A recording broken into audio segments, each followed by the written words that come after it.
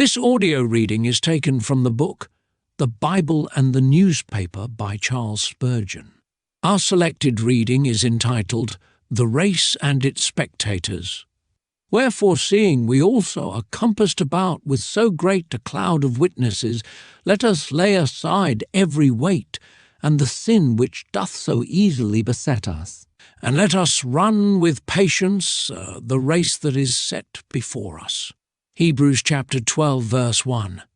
In an article upon the University boat race of April 13th, the Times alludes to the dense throngs upon the bank of the river, and to the interest which everybody seemed to feel in the struggle, and it then very truthfully adds, nor do the competitors themselves fail to gain much from the sight of the vast crowds which attest the strength of the popular interest. The rivalry would hardly be so keen if the race were to be rowed amid the comparative privacy of a provincial stream or lake. Some years ago this was kept out of sight in a high and mighty way by the suggestion that, to prevent the contest from being vulgarized, or for some other reason, it ought to be held at some quieter place than the neighbourhood of London. Lochmarie, in the wilds of Russia, would afford charming tranquillity and a few scores of cool spectators. But the stimulus of a great public competition would be gone, and, if we may venture to assume that undergraduates are made of the same stuff as other human beings, that stimulus is essential to such muscular exertion as we see at Oxford and Cambridge. This excellently illustrates the meaning of the Apostle when he represents believers as running for a prize, with saints, apostles and martyrs looking on. The stimulus communicated by spectators is his prominent idea. No doubt the young oarsmen find a stimulus in every eye that gazes upon them, and if the crowd were thinned, they would take less interest in their task.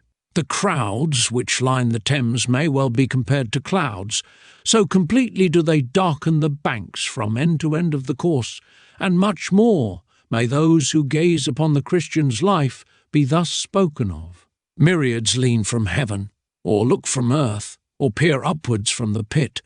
Holy men of all ages now with God, join with great hosts still abiding here below.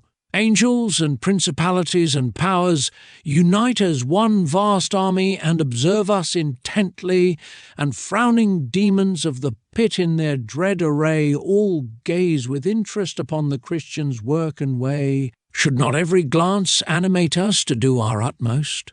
And what eyes there are amongst those who observe us! Had the Queen been present, we could imagine the young athletes straining themselves even more than they had done, for the glance of royalty quickens energy to the utmost.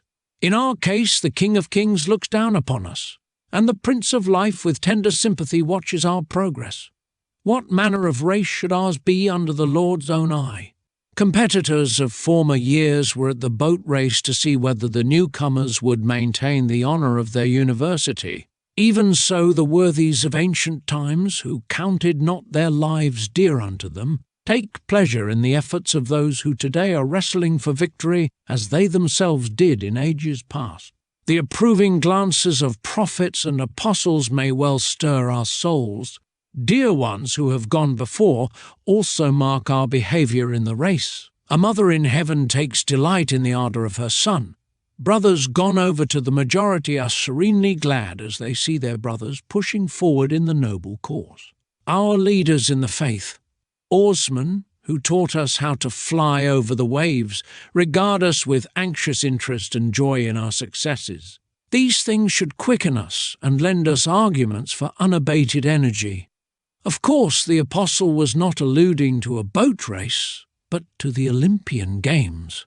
Those games furnish a suggestive figure which we leave the reader to work out at leisure when we have given him a glimpse at the race from the window of good Dr. John Brown. At Olympia, a town of Elis, games were celebrated in honour of Jupiter once every 5 years. An almost incredible multitude from all the states of Greece and from the surrounding countries attended these games as spectators. The noblest of the Grecian youths appeared as competitors. In this race, a course was marked out for the candidates for public fame, and a tribunal erected at the end of the course, on which sat the judges. Men who had themselves in former years been successful competitors for Olympic honours. The victors in the morning contests did not receive their prizes till the evening, but after their exertions they joined the band of spectators and looked on while others prosecuted the same arduous labours which they had, brought to an honourable termination. It is a fine thought that those honourable men in the Church of God, who have themselves behaved worthily, take the deepest interest in the young men who have newly set out upon the race. Let the youngsters so behave themselves that the veterans may never fear for the cause of God. We know that a great deal of anxiety is felt just now, for the rising race shows signs of being unstable and superficial. But we hope for better things, and even trust that the men of the coming age will outstrip their predecessors and draw forth the approving shouts of the encompassing cloud of witnesses. This concludes our reading. Thank you for listening.